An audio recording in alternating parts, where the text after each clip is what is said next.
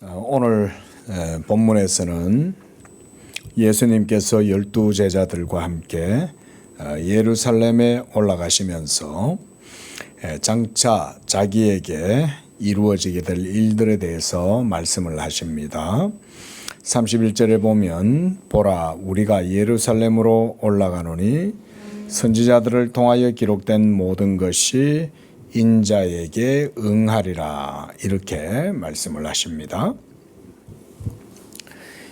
당연히 예수님께서 이 세상에 오신 그 이유, 목적은 바로 구약 성경에서 예언하고 증거했던 예수 그리스도의 구속 사역, 이것을 이루기 위해서 예수님께서 이 세상에 오신 것입니다.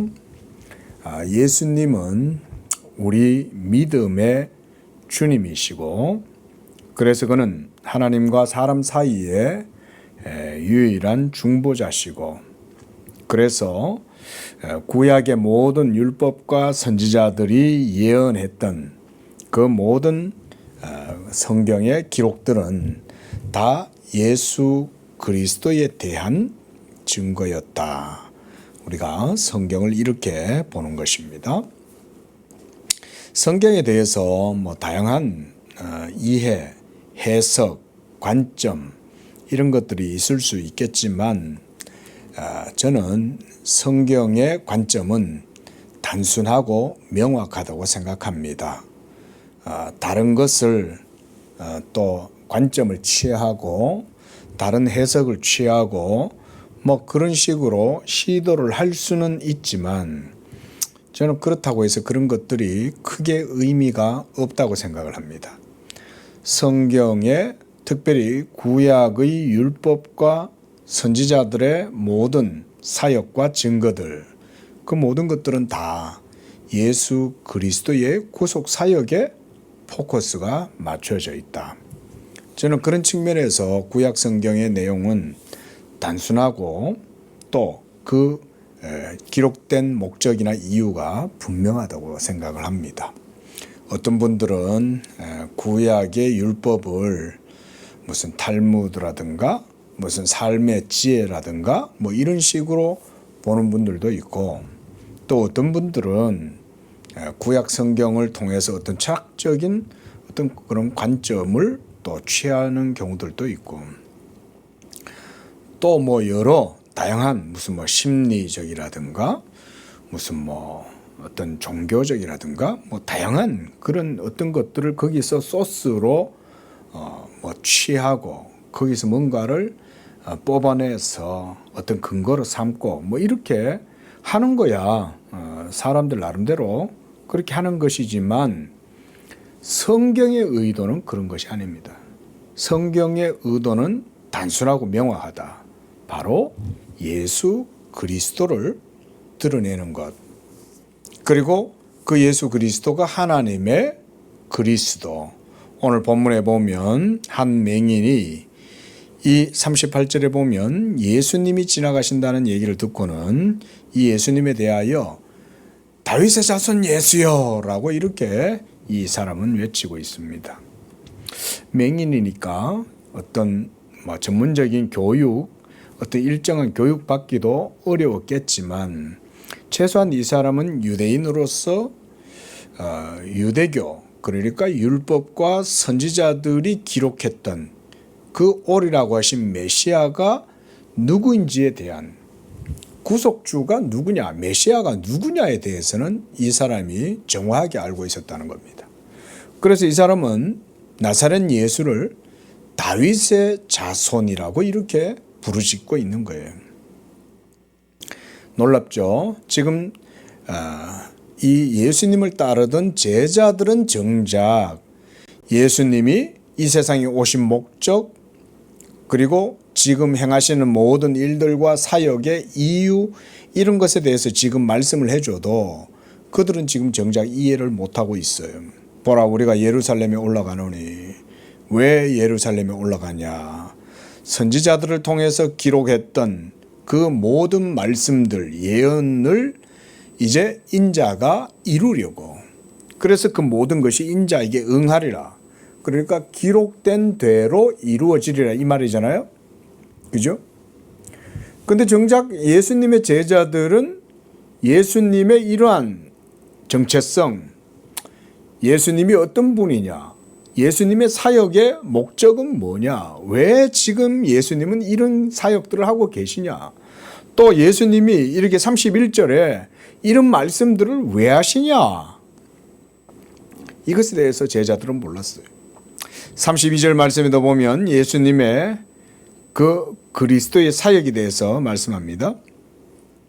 여기에서 인자, Son of Man, 사람의 아들이라고 하는 이 표현은 구약 성경에서 메시아에 대한 표현이에요.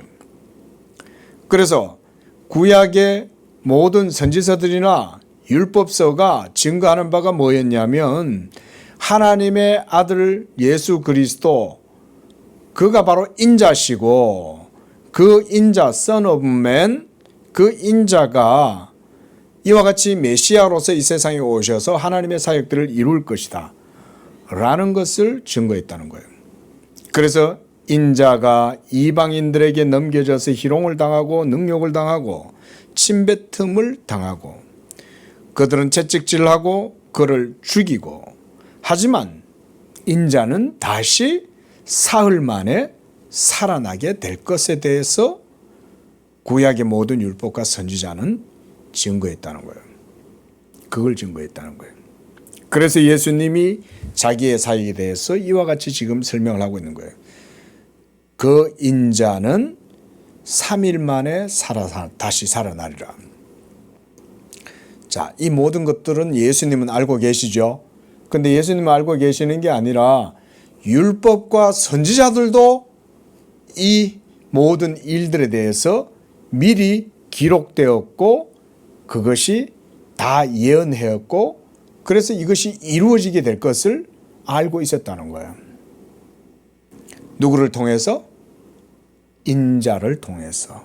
그 인자가 바로 오리라고 하신 메시아 예수 그리스도, 그가 바로 다윗의 자손이신 거예요.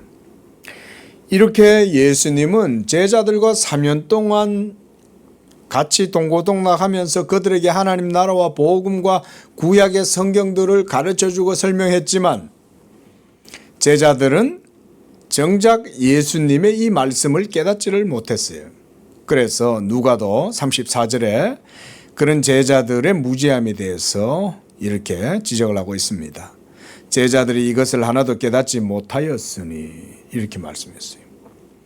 제자들이 깨닫지 못했던 것은 저는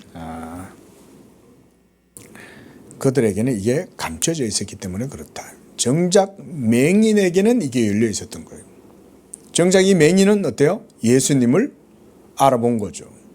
그 인자 Son of Man은 바로 다윗의 Son of David, 다윗의 아들, 다윗의 자손. 하나님이 다윗 언약을 통해서 내가 다윗과 다윗의 집에 영원한 언약을 세우고 그래서 내가 다윗에게 베푼 확실한 은혜는 절대로 거두어들이지 않을 것이다.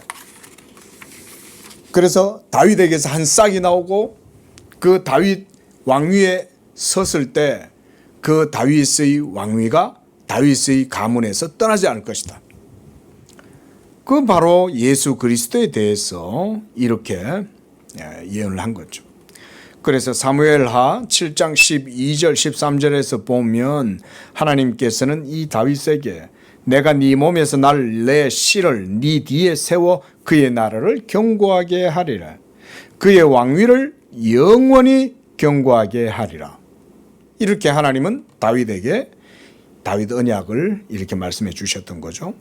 자, 여기에서 다윗 언약의 핵심, 본질, 실체 뭘까요? 누구일까요?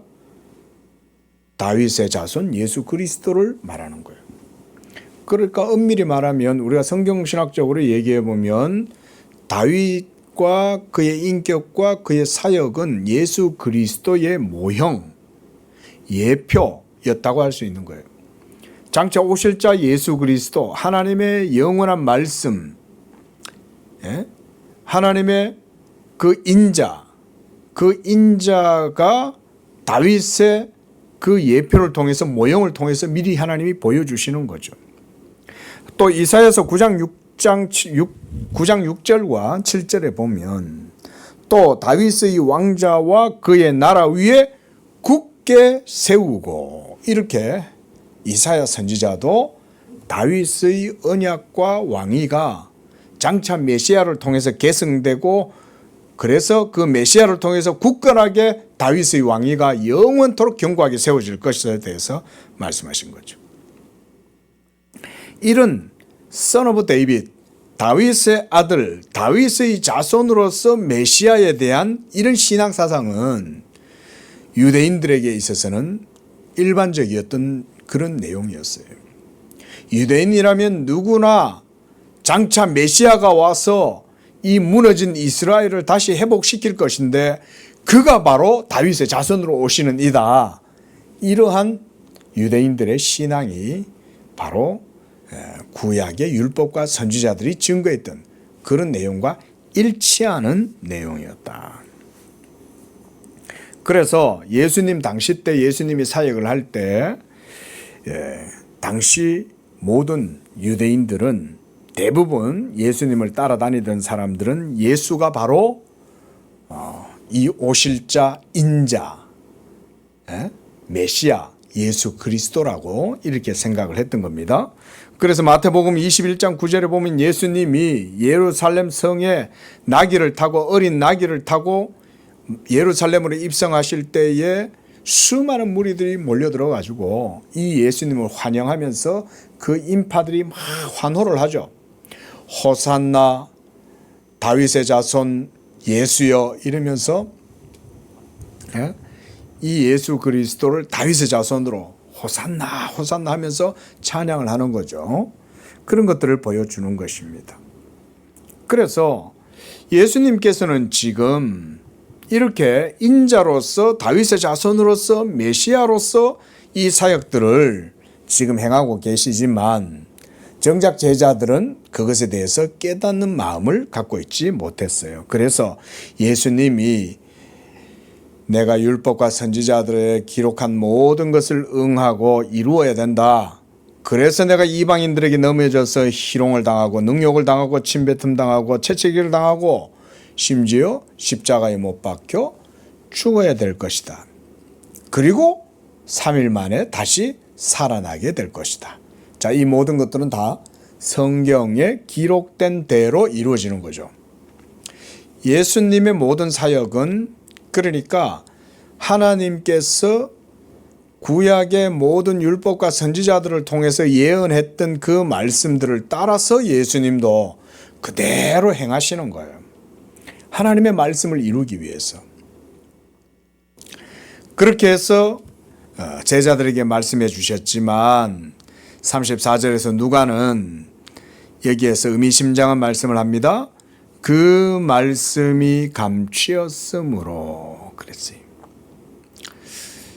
예수 그리스도의 복음의 진리가 그리고 그 실체가 또는 핵심이 본질이 드러나게 되는 것은 뭔가 매우 특별한 하나님의 섭리가 있다 이겁니다.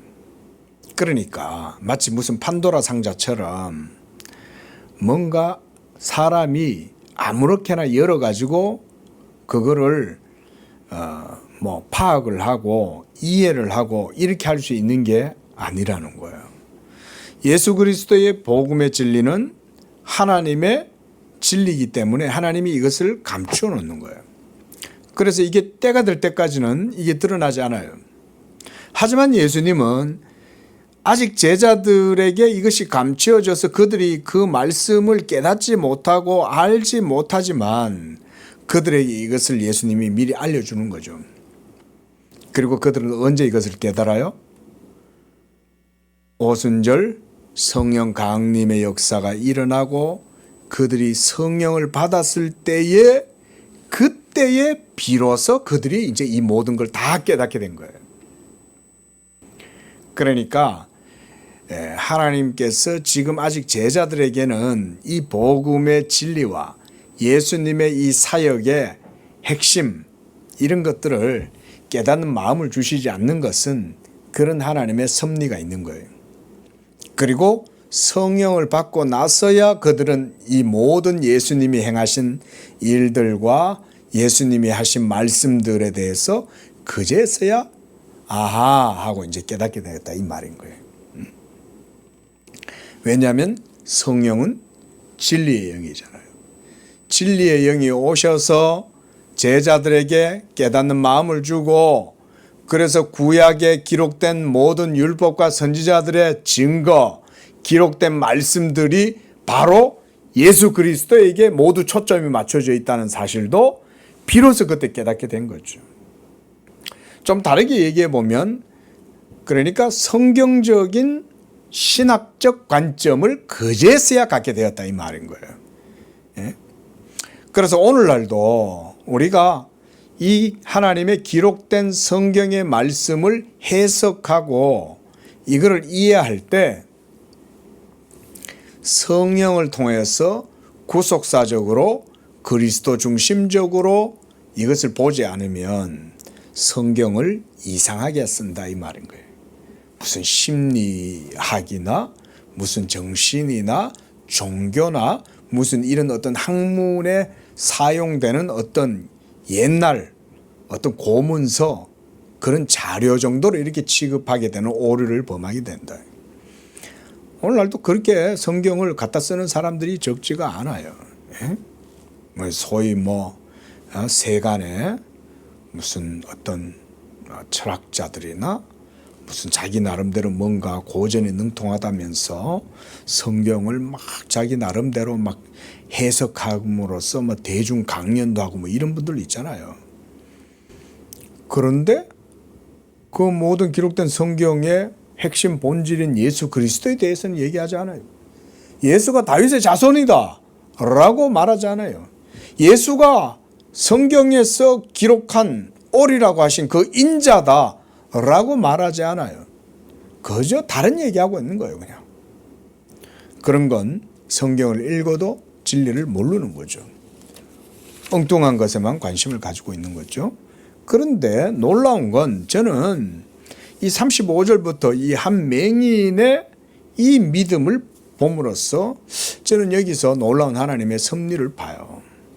제자들은 3년 동안 예수님과 동고동화하면서 예수님의 말씀을 듣고 배웠고 예수님의 성경 해석을 통해서 계속 내가 바로 그 구약 성경에서 기록했던 오리라고 하는 메시아, 유다 지파의 홀, 다윗의 자손, 내가 바로 그다. 이렇게 계속 증거했는데 그들은 그 예수님께 대한 믿음을 가지지 못했어요. 그러나 정작 모든 사람이 무시했던 맹인, 이 맹인을 보십시오.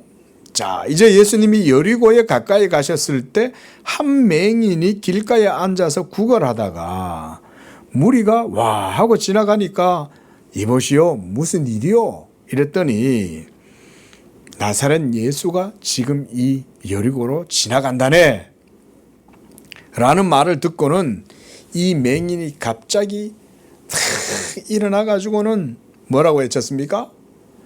다윗의 자손 예수여 나를 불쌍히 여기소서. 여러분 이건 놀라운 겁니다. 이 사람이 율법을 배운 것도 아닐 터요. 그렇다고 글을 읽을 줄도 몰랐을 것이고 그때 점자라는 게 있었겠어요? 그저 사람들이 가르쳐주고 길을 인도해주고 도와줘야 길을 걸어갈 수 있고 어디 앉아 있다는데 그 앉는 자리도 모르죠. 그 여기에 앉으라고 누군가가 얘기를 해줘야 그렇게 앉을 수 있는 사람 아닙니까? 그런데 이 사람은 어떻게 예수님을 알아봤냐 이 말인 거죠. 놀라운 거죠. 다윗의 자손 예수여 나를 불쌍히 여기소서 라고 소리를 지르니 가는 자들이 야 이 사람아 시끄러워 조용해 라면서 그를 도리어 막 핀잔을 주고 야단을 치고 이렇게 한 거죠. 그런데 그는 그 소리를 듣고도 멈추지 않았습니다. 도리어 더욱 크게 소리질러 다윗의 자손이여 나를 불쌍히 여기소서 이렇게 예수님께 부르짖었다는 거예요. 여러분 여기서 이 맹인은 신앙 고백을 지금 하고 있는 겁니다. 바로 그 예수님이 누구라는 거예요? 인자, 다윗의 왕위에 앉아서 그 보좌에서 영원토록 다스릴 그 인자, 메시아. 저 예수가 바로 메시아야. 저 예수가 내 병을 고쳐줄 수 있는 분이야. 이 믿음의 고백을 지금 하고 있는 거예요. 예수님이 그 얼마나 인파들 가운데 둘러싸여 가지고 시끄러웠겠어요. 그런데 이 사람의 신앙 고백이 예수님의 귀에 들린 거예요. 저 사람이 나를 아네? 내가 다윗의 자손이라고 고백하네? 예수님이 40절에 머물러 서서 그 사람을 데려오랴 이렇게 명하셨어요. 그리고 그가 이제 가까이 옵니다. 예수님을 둘러섰던 많은 사람들이 지금까지 무시하고 아무렇지도 않게 정말 아무 존재감도 없었던 그 맹인을 이제 주목하기 시작했겠죠. 그리고 그 맹인은 저 뒤에서부터 점차 인파들 한가운데로 걸어옵니다. 그리고 예수님께로 향해서 다윗의 자손 예수여, 다윗의 자손 예수여 이러면서 예수님 앞에 나온 거죠. 그때 예수님이 이 사람의 그 부름에 응답을 해주십니다. 자, 여기서 보면 41절에 보면 너에게 무엇을 하여 주기를 원하느냐 이 말씀을 저는 이렇게 이해를 해요. 그래, 네가 나를 다윗의 자손이라고 부르니 그 말이 맞다. 내가 바로 다윗의 왕위에 앉아 있는 그 언약의 주, 바로 다윗의 자손 예수다. 이거를 예수님이 인정해 주시는 거예요. 네가 무엇을 하여 주기를 원하느냐 이래 물으시는 것은 그래 네가 원하는 건 내가 해줄게 이런 말이잖아요. 그렇죠? 그렇지 않는다면 예수님이 이렇게 물으실 일이 없죠. 그러나 예수님께서 이렇게 물으심으로써 그의 요구에 응해 주시고 그리고 그가 다윗의 자손이라고 부른 것을 인정해 주시는 거죠. 그래 맞아. 내가 바로 다윗의 자손이야. 그것을 예수님도 인정하시는 겁니다.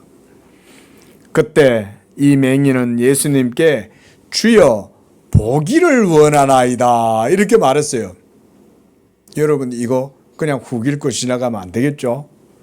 여러분 보세요. 자, 맹인 우리 옛날 말로 소경이잖아요. 그죠? 소경이 태어날 때부터 앞을 보지 못하고 선천적으로 장애를 가지고 있었던 이 사람이 어떻게 자기의 병이 나을 거라고 생각을 했냐 이거예요. 이 놀라운 믿음 아니에요? 이 보세요. 이 사람의 믿음이 정말 대단한 거예요. 불치병이잖아요. 이거는 기적이 아니면 전능하신 신의 능력이 아니면 절대로 고칠 수 없는 거예요. 이 맹인은. 누가 현대의학도 할 수 없는. 그런데 이 당시에 이 사람이 바로 예수가 자기의 눈을 고쳐줄 수 있다는 믿음을 가졌다는 거예요. 저는 이것이 굉장히 놀라운 신앙 고백이라고 생각해요. 이 맹인의 신앙 고백은 장난이 아니에요. 이 맹인의 신앙 고백은 무슨 허풍을 떨거나 뭐 되면 되고 안 되면 말고가 아니었어요. 이 맹인의 신앙은 정확하게 이 나사렛 예수가 다윗의 자손이요, 그는 메시아요, 그는 내 눈을 뜨게 할 수 있는 하나님의 아들이다 라고 하는 믿음의 고백을 분명히 가지고 있는 거예요. 얼마나 놀랍습니까? 내 눈을 뜨게 하여 주시옵소서. 여러분들은 이렇게 예수님 지금 믿고 있습니까? 이 말씀 듣는 성도 여러분들, 여러분들의 믿음은 이 맹인과 같이 예수님을 그렇게 믿고 있습니까? 예수님은 메시아요, 구약의 율법과 선지자들이 증거하고 기록했던 그분이요, 그는 다윗의 왕위에 앉아서 영원토록 다스리는 언약의 주요 왕이시요 다윗의 자손, 하나님의 아들 메시아다. 그가 내 눈을 뜨게 할 수 있다. 여러분들은 그렇게 믿느냐? 그뿐 아니라 바로 예수가 여러분들의 죄를 사하고 여러분들의 모든 죄를 제거할 뿐만 아니라 여러분들에게 새 생명을 주고 하나님과 사람 사이에 막혔던 그 모든 원수된 것을 무너뜨리고 율법의 모든 진노와 저주를 예수의 십자가의 그 보혈의 은혜로 싹 다 소멸시켜버리고 원수되었던 것들을 무너뜨리고 화목하게 하는 그런 일을, 구원을 한마디로 베푸실 수 있는 그런 분이라는 것을 여러분은 이 맹인처럼 믿고 있느냐? 여러분, 예수님은요, 우리의 죄를 사해 주시고 우리를 어두움에서 빛으로, 사탄의 나라에서 하나님의 나라로 이렇게 이끌어내실 때 그게 무슨 말장난이 아니고 그게 무슨 종교나 이런 데서나 사용되어지는 그런 말이 아니라 실제적이라는 것을 보여주기 위해서 때때로 그 믿음이 실제라는 것을 보여주기 위해서 기적을 많이 사용하셨어요. 그래서 네 병이 나았느니라 이렇게 말씀하면 될 텐데 그렇게 얘기하시지 않고 뭐라고 말씀하셔요? 네 죄사함을 받았느니라 이렇게 말해요. 그러면 뭔 말이에요? 죄사함을 받는 것과 병 낫는 게 같다 이 말이죠. 예? 그래서 죄사하는 권세가 예수님께 있다는 것을 그 병을 치료하심으로써 확증하는 거죠. 예수님이 그런 방식으로 기적을 사용하시는 거예요. 오늘 이 맹인에도 그렇게 유사하게 예수님이 그런 논법으로 이 사람에게 진리를 보여주셔요. 그래서 주여 보기를 원하나이다 라고 이렇게 믿음의 고백을 할 때 그래 네가 이제 네 눈이 보게 될 것이다 이렇게 말씀하신 것이 아니라 뭐라고 그랬어요? 네 믿음이 너를 구원하였다고 말하는 거예요. 그러니까 구원하였다고 말하면서 이 사람은 눈이 뜨여지게 된 거죠. 그러니까 소경을 치료하고 기적을 베푸실 때 예수님은 그래 네가 이제 보게 될지어다 이렇게 말씀하신 게 아니라 너의 믿음이 너를 구원하였다. 그러니까 구원받았다라고 하는 것이 이 소경의 눈이 고침받고 기적적으로 다시금 회복될 때 그것을 예수님이 표징으로 주시는 거죠. 그래서 예수님께서 42절에 보면 보라 네 믿음이 너를 구원하였다. 여기에서 보라라고 말은 이 말씀은 이 사람의 감긴 눈이 이제 보라 그런 말씀이 아니고요. 너의 믿음이 너를 구원해서 그래서 그 믿음 때문에 네 눈이 치료를 받았어. 그거를 예수님이 지금 강조하고 계시는 거예요. 그랬더니 43절에 곧 보게 되어. 이 사람이 보게 된 건 결국 예수 믿음으로써 구원을 얻은 거죠. 그래서 네 믿음이 너를 구원하였다 이렇게 말씀하신 거죠. 이게 예수님의 기적의 주된 목적이에요.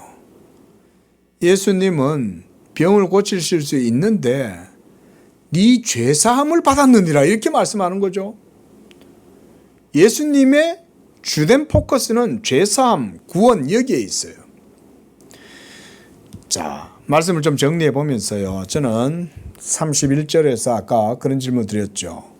왜 3년 동안 예수님을 따라다녔던 제자들은 이 맹인만큼이나 예수님에 대해서 믿지 못하고 그런 믿음을 갖지 못했을까?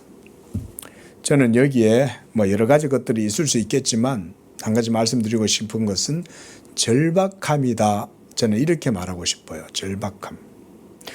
우리가 예수님을 믿는다거나 하나님을 믿는다고 할 때 과연 우리는 절박함 가운데에서 믿느냐라는 거죠. 이 절박함이란 무슨 어떤 실존적 의지나 어떤 실전적 어떤 깊은 어떤 그런 것도 의미할 수 있겠지만 그것보다 더 크게는 우리 자신들의 한계, 우리 자신들의 죽음, 우리 자신들의 처지, 이 상태에 대한 그런 절박함이에요. 이 절박함이 없는 사람들은 예수님을 옆에 두고도 예수님을 구원자로 못 믿을 가능성이 높아요. 그런데 이 맹인은 왜 예수님을 믿는 이런 믿음을 가졌을까요? 그는 왜 다른 사람들이 고백하지 못했던 다윗의 자손 예수여 내 눈을 보게 하소서 이런 믿음을 가졌을까요? 이 사람은 맹인이기 때문에 그랬던 거예요. 근데 다른 사람들은 다 지금 앞을 볼 수 있는 성한 사람들이잖아요. 말하자면 정상인들이죠. 장애가 없는 사람들이죠. 근데 그런 사람들은 예수님과 같이 있어도 예수님을 알아보는 마음이 없었던 거예요. 근데 이 맹인은 나사렛 예수라는 말만 듣고도 그가 다윗의 자손이라는 것을 알고 고백하면서 자기의 눈을 고쳐주실 수 있는 하나님의 아들이라고 이렇게 믿고 있었던 거예요. 이 맹인의 믿음 얼마나 대단합니까? 내 눈을 뜨게 하소서. 근데 예수님은 네 믿음이 너를 구원하였느니라 이렇게 말씀하시죠. 그리고 이 사람이 이제 보게 되는 거예요. 이게 예수님의 기적의 중요한 교훈이고 예수님이 이걸 통해서 믿음을 드러내시는 거죠. 소자야 네 죄사함을 받았느니라. 이것이 예수님의 주된 방법이었죠. 자, 이렇게 해서 이 맹인이 하나님께 영광을 돌리며 예수님을 따랐다 그랬습니다. 참 얼마나 놀랍게 예수님이 이 맹인을 통해서 자신이 하나님의 메시아다, 자신이 하나님의 그 아들 인자라고 하는 것을 이렇게 예수님이 보여주신 거죠. 이걸 기록하고 있는 누가도 그 당시에는 제자들이 바로 그 예수가 다윗의 자손 구약에서 오리라고, 그래서 그 메시아가 이 모든 구속 사역을 행하고 사흘 만에 다시 살아나게 되리라 라고 하는 이런 말씀들을 아무도 이해를 못했다 이 말인 거죠. 그러나 이 맹인은 예수님께 대한 믿음을 가졌고 그 믿음으로 그가 구원함을 얻고 그래서 그때 그의 병이 치유함을 받은 거예요. 그래서 백성이 다 이를 보고 하나님을 찬양했다 그랬습니다. 이것은 진리가 드러났다 이런 말입니다. 예수님의 그 기적의 사역을 통해서 바로 이 진리가 드러났다. 말씀을 맺으면서 진리가 드러났다는 게 뭔 말입니까? 믿음의 주이신 예수 그리스도가 나타났고 그리고 그를 믿음으로 구원을 얻게 되는 이런 것이 바로 이 하나님이 이것을 통해서 영광을 받으셨다 이런 말인 거예요. 자, 이렇게 오늘 우리는 맹인의 믿음을 살펴봤습니다. 다윗의 자손 예수 그리스도, 다윗 언약의 실체, 다윗 언약의 본질, 그가 바로 우리의 믿음의 주이신 예수 그리스도입니다. 이 예수를 믿을 때에 거기에 놀라운 능력이 나타납니다. 왜냐하면 그 믿음은 참이기 때문에 그렇습니다. 이 세상에는 많은 다양한 믿음들이 있어요. 사이비 교주를 따르는 믿음도 있고 이단을 따르는 믿음도 있어요. 그러나 그 모든 것의 본질과 핵심은 믿음의 주체, 본질, 핵심, 실체, 그게 뭐냐에 달려 있는 거예요. 근데 오늘 이 맹인은 예수님을 믿음의 주, 다윗의 자손, 메시아, 인자, 그 신앙 고백을 했던 거예요. 그가 바로 메시아, 하나님의 아들 예수 그리스도다. 그래서 이 사람은 오늘 자기의 병을 눈을 보게 해달라 이렇게 과감하게 믿음의 고백을 하는 거죠. 그리고 예수님은 그 믿음의 반응을 보이시고 고쳐주시면서 그를 네가 이제 구원받았다라고 이렇게 말씀하시면서 이 기적을 베풀어 주신 것입니다. 우리들도 이런 믿음으로 예수님을 믿고 그 예수 그리스도를 믿는 믿음 가운데 살아갈 때 거기에 저는 하나님의 은혜와 능력과 구원이 나타난다고 봅니다. 기도하겠습니다. 거룩하신 하나님 아버지, 믿음의 주여, 하나님의 인자이신 그 예수 그리스도께서 이 땅에 오셨지만 많은 사람들은 여전히 예수님의 본질과 실체를 알지 못하고 구약의 율법과 선지자들이 증거하고 기록하였고 또 인자가 그 기록된 대로 모든 일들을 행하여 마지막 죽고 사흘 만에 다시 살아나야 하리라고 하는 말씀까지도 들었지만 그들은 깨닫지 못했습니다. 그러나 정작 앞을 보지 못하는 이 맹인은 이 나사렛 예수가 하나님의 인자시요 다윗의 자손이라는 믿음을 알게 되었고 그 믿음을 통해서 구원함을 얻고 병도 고침을 얻었습니다. 우리 성도들이 예수 그리스도께 대한 바른 믿음의 고백을 통해서 하나님의 은총을 누리고 능력을 경험하고 구원의 은혜를 맛보는 복된 삶이 되도록 축복하여 주시옵소서. 예수님의 이름으로 기도합니다.